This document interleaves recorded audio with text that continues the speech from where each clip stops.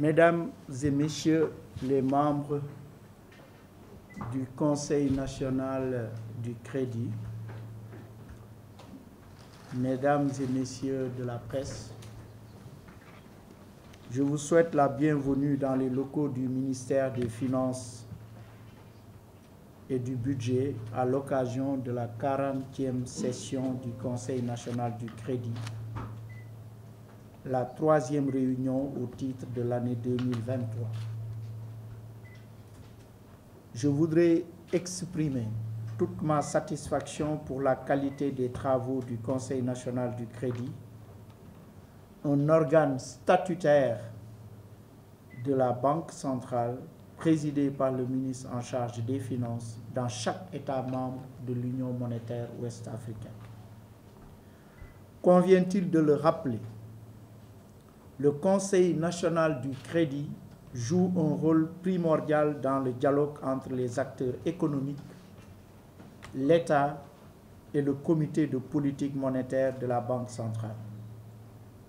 En effet, selon les dispositions de l'article 93 des statuts de la Banque centrale, le Conseil est chargé d'étudier les conditions de fonctionnement du système bancaire et financier, notamment dans ses relations avec la clientèle et dans la gestion des moyens de paiement ainsi que les conditions de financement de l'activité économique. Outre les représentants de l'État, de la BCEAO et les membres du comité de politique monétaire ressortissants du Sénégal, le Conseil comprend des représentants du Conseil économique, social et environnemental, des banques, des chambres consulaires, des associations de consommateurs des services financiers, d'universités et de centres de recherche, ainsi que des personnalités nommées intuiti personae. Son secrétariat est assuré par la Banque centrale. Mesdames et Messieurs les membres du Conseil national du crédit, je voudrais particulièrement remercier les directions générales de la Société nationale de commercialisation des oléagineux du Sénégal, Sonacos, le directeur général de la Sodefitex, la Société de développement et des fibres textiles, le directeur général de la Banque agricole, M. Cheikh Ahmed Tidiane, qui est ici présent, ainsi que le directeur général de la Banque nationale pour le développement économique, BNDE, M. Abdoulaye Niane, également présent, d'avoir bien voulu répondre à mon invitation pour prendre part à l'examen du point de l'ordre du jour de la rencontre consacrée à la préparation de la prochaine campagne de commercialisation agricole 2023-2024. Ce point de l'ordre du jour revêt une importance capitale. En effet, le président de la République a instruit le gouvernement lors du Conseil des ministres tenu le mercredi, hier, 4 octobre 2023, je cite, à engager avec les acteurs du secteur agricole le processus de mise en place des dispositifs de collecte, de conservation et de commercialisation des productions agricoles, notamment l'arachide, au regard du niveau de développement des cultures et des récoltes attendues. Point de citation. Les informations essentielles attendues à l'issue de la présente réunion du Conseil national du crédit par mon département et celui en charge de l'agriculture devront permettre de prendre les dispositions appropriées en vue de réunir les meilleures conditions pour un déroulement correct et un financement adéquat des opérations de collecte. À cet égard, le directeur de l'agriculture fera le point de l'état de mise en œuvre des mesures prises par le gouvernement du Sénégal au titre des campagnes de production agricole et des perspectives concernant les délais de disponibilité des statistiques agricoles de production indispensables pour une bonne appréciation des besoins de financement. À ce propos, je voudrais rappeler les efforts substantiels déployés par l'État du Sénégal au titre de la subvention des intrants agricoles pour un montant global de 100 milliards de francs CFA répartis principalement comme suit. 39 milliards pour les engrais, 28 milliards pour les semences, 17 milliards pour les céréales et les espèces diverses, 7 milliards pour les semences de pommes de terre, 2 milliards 300 millions pour le soutien aux producteurs de coton. Cette enveloppe a permis de relever le niveau de la subvention entre 37,5% et 100%, selon le type d'intrant, semences ou engrais, contre 50% et 55% en 2022.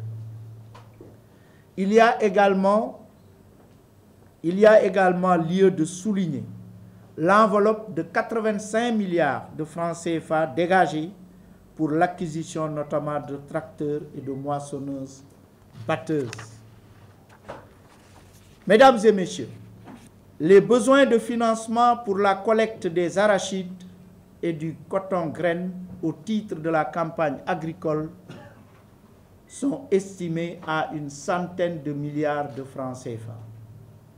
Dans ce cadre, j'inviterai la Sonacos et la Direction générale de la Sodefitex à faire part au Conseil national du crédit de leur évaluation des perspectives de collecte et de financement ainsi que de leurs recommandations pour l'atteinte des objectifs de collecte qu'ils se sont fixés à l'aune des enseignements tirés de la campagne précédente.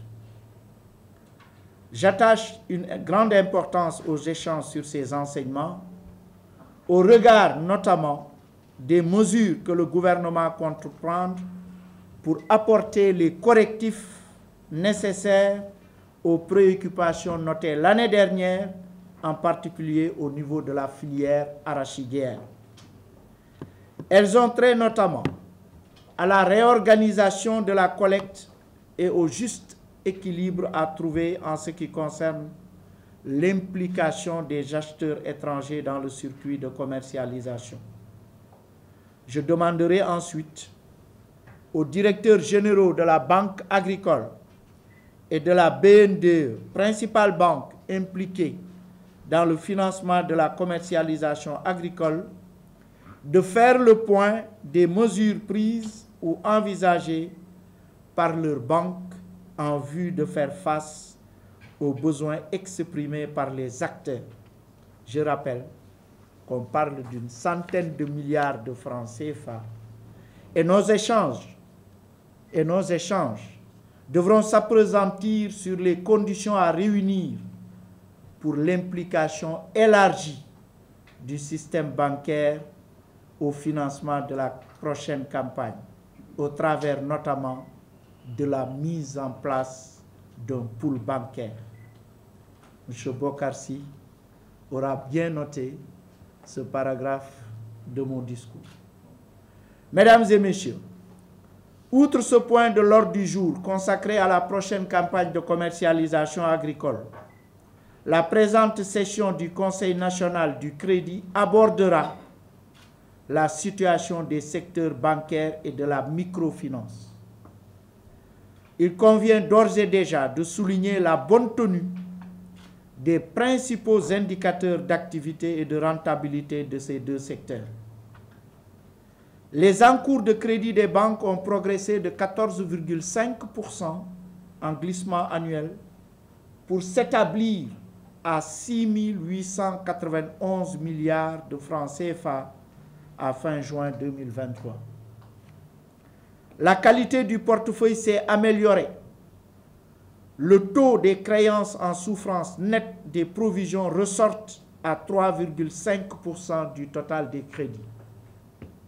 La rentabilité des capitaux propres des banques est satisfaisante Elle s'établit à 15,1% en 2022 contre 15,3% en 2021.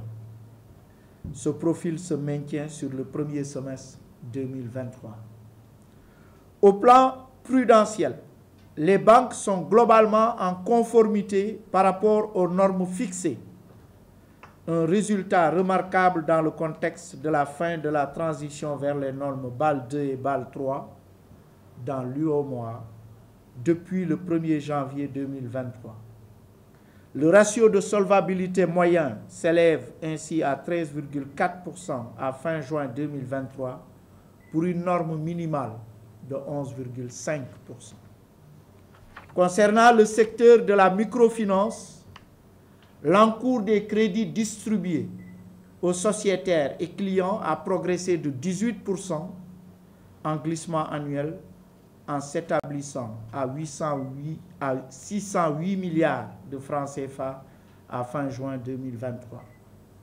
La qualité du portefeuille s'est également sensiblement améliorée. Le taux brut de dégradation s'établissant à 6,38% en juin 2023 contre 8,11% en juin 2022.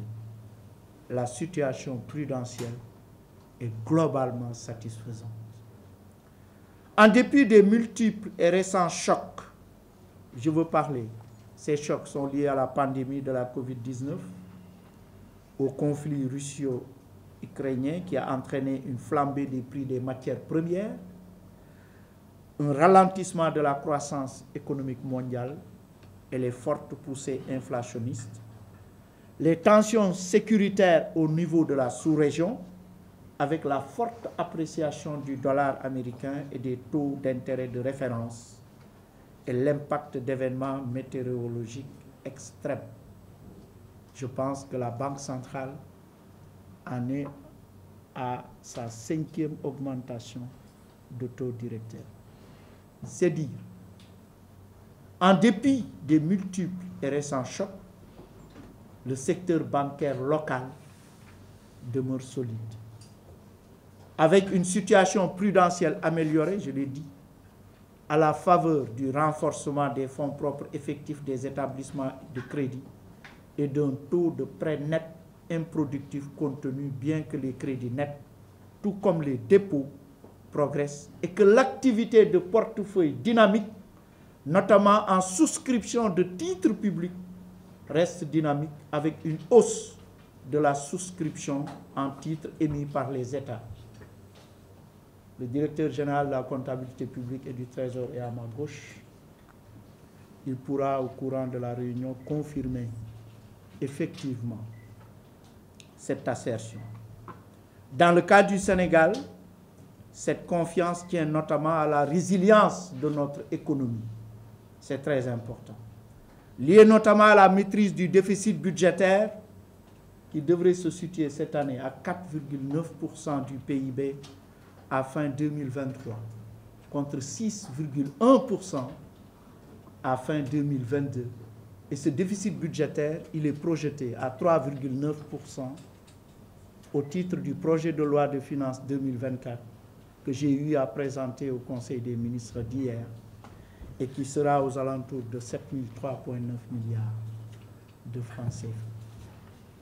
Au-delà de cette consolidation budgétaire, le gouvernement reste déterminé à renforcer le cadre de gestion et réduire les vulnérabilités de la dette publique, dont le stock est ressorti à fin 2022 à 68,2% en deçà du plafond communautaire de 70%.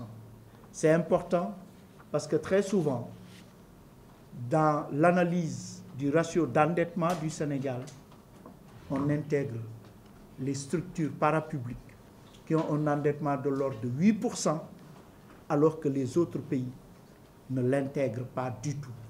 Donc, pour des besoins de comparabilité, le taux d'endettement du Sénégal, de l'administration centrale, comparable à tous les autres taux d'endettement des 193 pays membres des Nations Unies. Ce taux d'endettement, c'est le taux d'endettement de l'administration centrale, il est de l'ordre de 68,2%. Ces perspectives d'évolution favorable du cadre macroéconomique sont positivement sanctionnées par 1.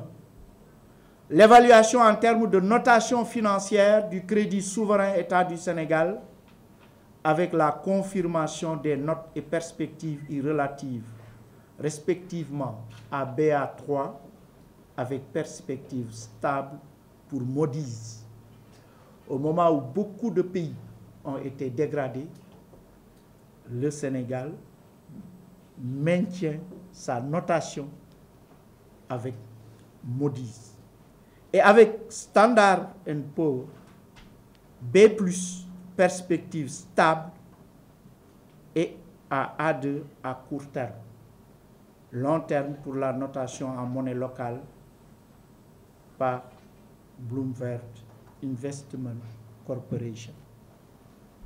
Il est important de revenir sur cette évaluation pour dire que le crédit souverain État du Sénégal, les notations de ces institutions, ces notations confirment effectivement les perspectives favorables de notre économie.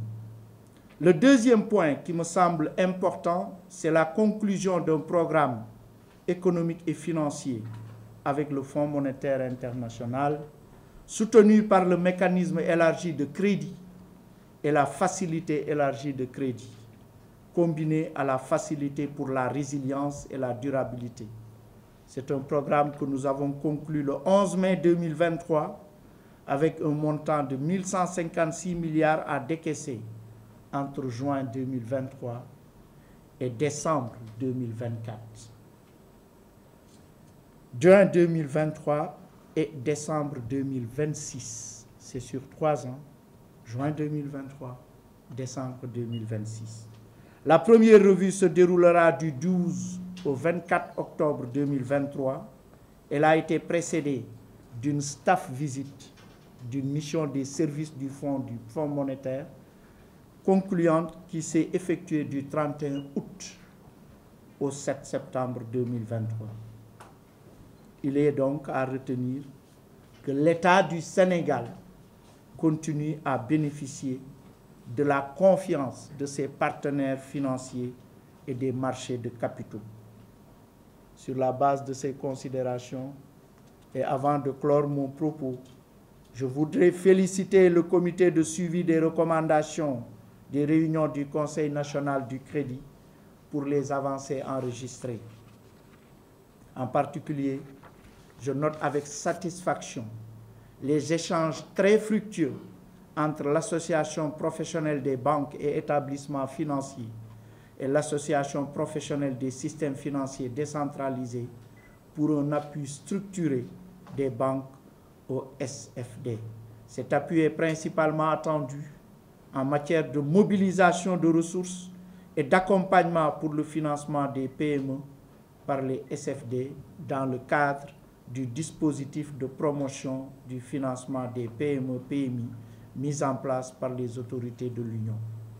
Mesdames et messieurs les membres du Conseil national du crédit, tous les membres sont présents, à l'exception de 2 membres empêchés. Le quorum étant atteint, le Conseil national du crédit peut valablement délibérer. C'est sur ce que je déclare ouverte la présente session du Conseil national du crédit. Je vous remercie de votre aimable attention.